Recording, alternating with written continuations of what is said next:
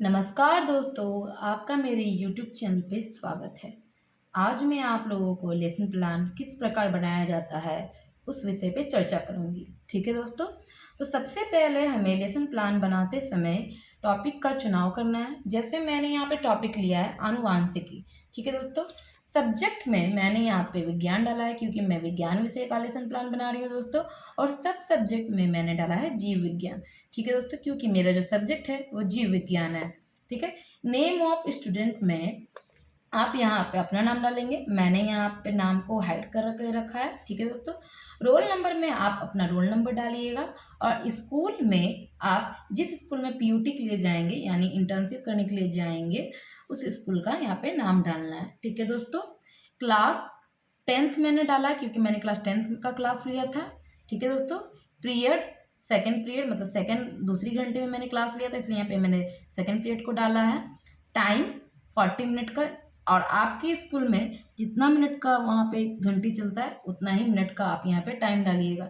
जैसे किसी स्कूल में 35 मिनट का चलता है, किसी में 40 मिनट का चलता है, किसी में 45 मिनट का चलता है। ठीक है दोस्तों। डेट में मैंने यहाँ पे 13/2/23 डाला है। आप जिस डेट पे जाइएगा आप उस डेट को ही यहाँ पे मेंशन करिएगा। ठीक है दोस्तों।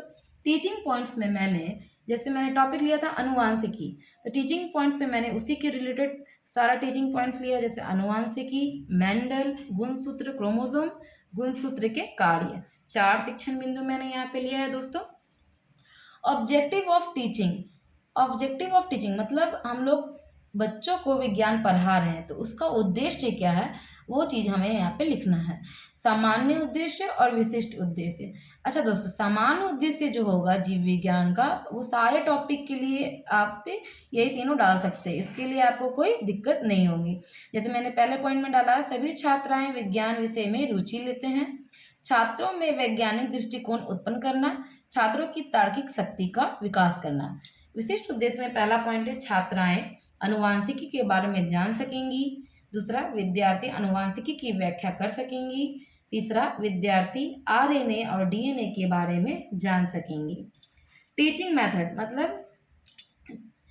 मेथड मतलब क्या मेथड्स में पढ़ा रही हूँ, तो यहाँ पे डालूंगी व्याख्यान विधि और प्रश्नीकरण विधि। ठीक है दोस्तों। आप यहाँ पे प्रदर्शन विधि भी डाल सकते हैं।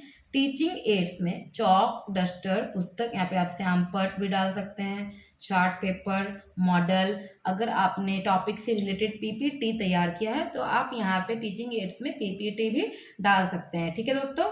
प्रीवियस नॉलेज में जैसे कि अनुवांशिकी में पढ़ा रही हूँ तो बच्चों को अनुवांशिकी से रिलेटेड कुछ तो सामान्य जानकारी होगी, तो मैंने यहाँ पे लिखा सभी छात्राएं जीन और डीएनए के बारे में सामान्य जानकारी रखती हैं। Introduction, pupil teacher activity, student activity. Pupil teacher activity में दोस्तों जैसे कि हम मतलब प्रशिक्षुगण, छात्र छात्राएं प्रशिक्षुगण है, हम लोग जिस स्कूल में पढ़ाने जा रहे हैं तो हम लोग प्रशिक्षुगण कहला रहे हैं। ठीक है दोस्तों।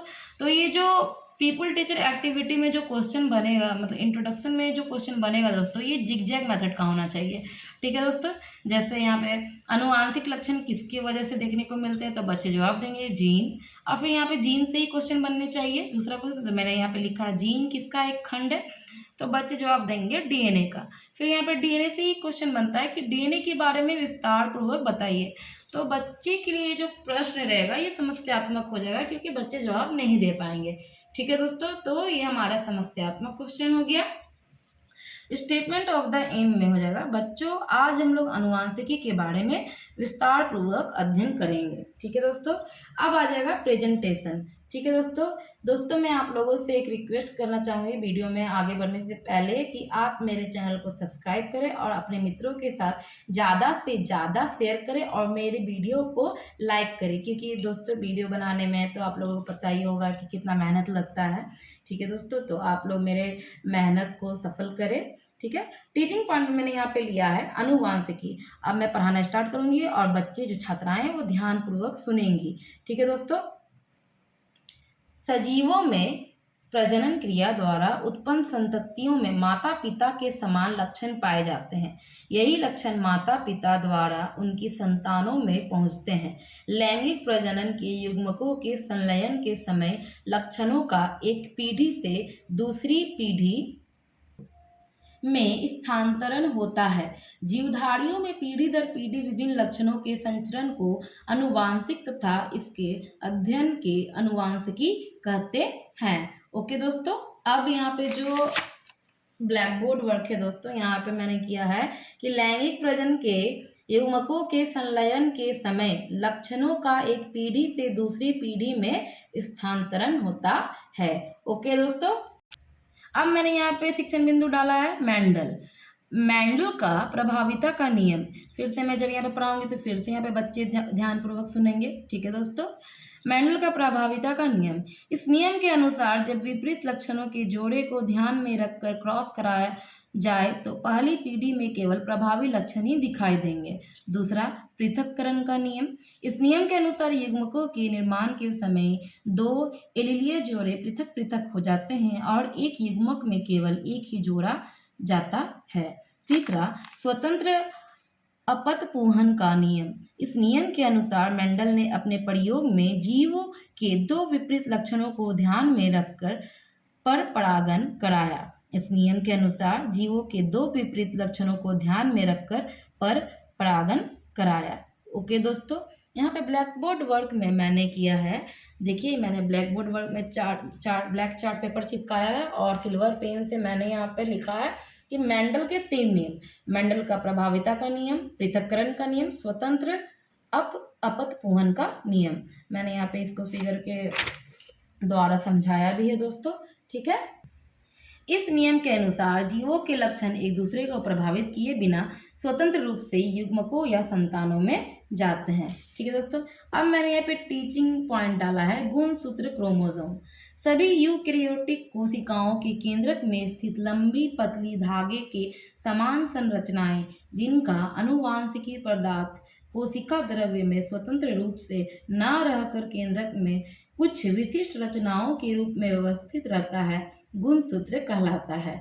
गुणसूत्र के सामान्य कार्य की समस्त जीवों के गुण सूत्र लगभग समान होते हैं। सामान्यतः एक गुणसूत्र में निम्न संरचनाएं पाई जाती है।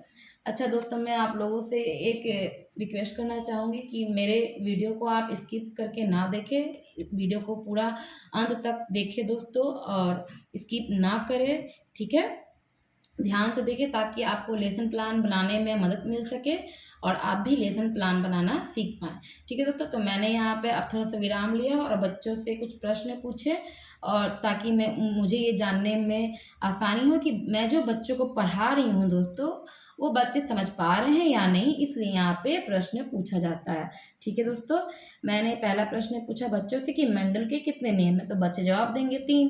दूसरा प्रश्न पूछा पृथक्करण का क्या नियम है, तो बच्चे जवाब देंगे इस नियम के अनुसार युग्मकों के निर्माण के समय 2 एलीलीय जोड़े पृथक पृथक हो जाते हैं। ठीक है दोस्तों, ब्लैक बोर्ड वर्क में मैंने यहाँ पे दिया कि एक चित्र बनाया यूकैरियोटिक गुणसूत्र की संरचना का। यहाँ पे मैंने ड्राइंग बना दिया है।